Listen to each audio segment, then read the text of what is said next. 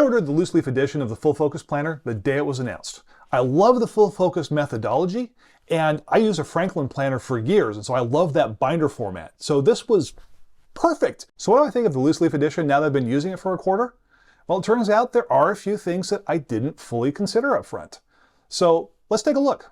First, how does it lay open on the desk? Hands down, this goes to the loose leaf edition. The binder just lays flat. It's beautiful. The hardcover edition, I always had a problem getting it to actually stay there. I felt like I had to push down on it too much and break the spine. Not a problem with the binder. Now, in fairness, they do sell a coil version of the book, but I have the one that looks like a regular book binding. So, hands down, this goes to the loose leaf binder. So how does it look sitting on the desk? Again, I have to give this to the binder. It's beautiful. The vegan leather just looks amazing, and it just looks classy. The book doesn't look bad, don't get me wrong, but I just think that the binder looks that little bit better. When it comes to scannability, it's the loose leaf binder all the way. It's not even close. At the end of the quarter, you just take the pages out of the binder, drop them in the scanner, you're done. The loose leaf binder also gives you a level of flexibility that you just don't have with the hardbound version. For example, one of the things that I absolutely loved about my Franklin planner was that I could carry the current month, the next month, and the previous month with me at all times.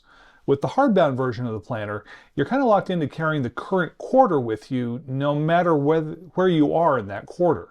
The loose leaf binder also gives you the option of adding in your own pages, whether it's a custom form that you've designed or just throwing in some extra paper to have to take more notes on or to doodle. So how well does it travel? If I throw the hardcover version that I had into my backpack, I never worried about it getting scuffed up or damaged.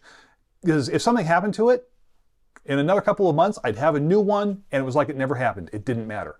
But the binder is designed to be reused over and over again.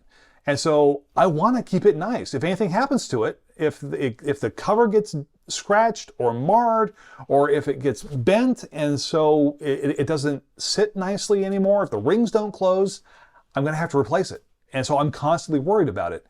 As a result, I don't travel with my planner as much as I used to. I used to throw it into my backpack and not give it a second thought. Now I leave my binder sitting on the desk at home, and I just travel with the digital version of my planner that's on the phone. So which one's easier to write in? I have to give this one to the hardcover, because writing across the rings in the middle of it, it's kind of awkward. The hardcover edition, you got the seam in the middle, but you can kind of flatten that out and it's not too bad.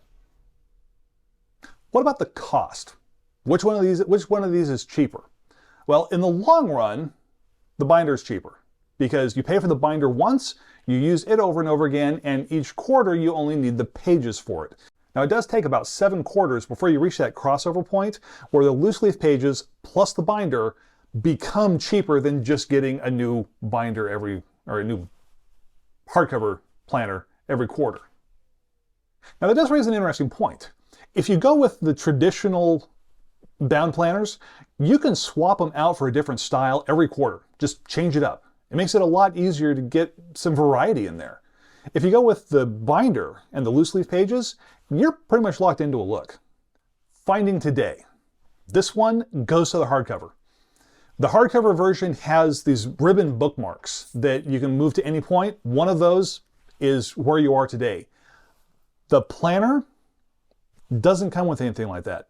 The Franklin planner that I had comes with a little plastic bookmark that you can move from day to day so that you can always turn right to today. I really wish that the Full Focus binder came with something like that. As it does, it doesn't, and so you've got to flip through to find today. So with which planner is it easier to carry your pen?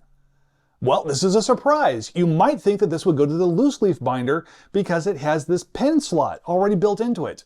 But the slot only works if you have a very slender and slick pen.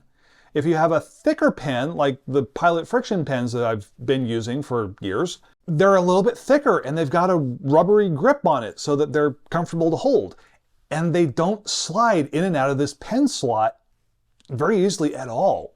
With the hardcover version, you can pick up an elastic strap that'll hold whatever pen you use. Not a problem.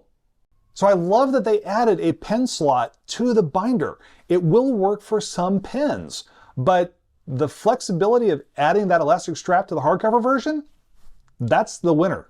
So which format wins? The loose leaf, just barely. Is it perfect? No, not at all. But it is better for my needs than the hardcover version. And so that's why I've switched, and I'm going to stick with it. Which do you think is the better planner? Let me know in the comments below. Now, if they would just do a version that has the dates already printed on it, I've got to give that point to my Franklin planner.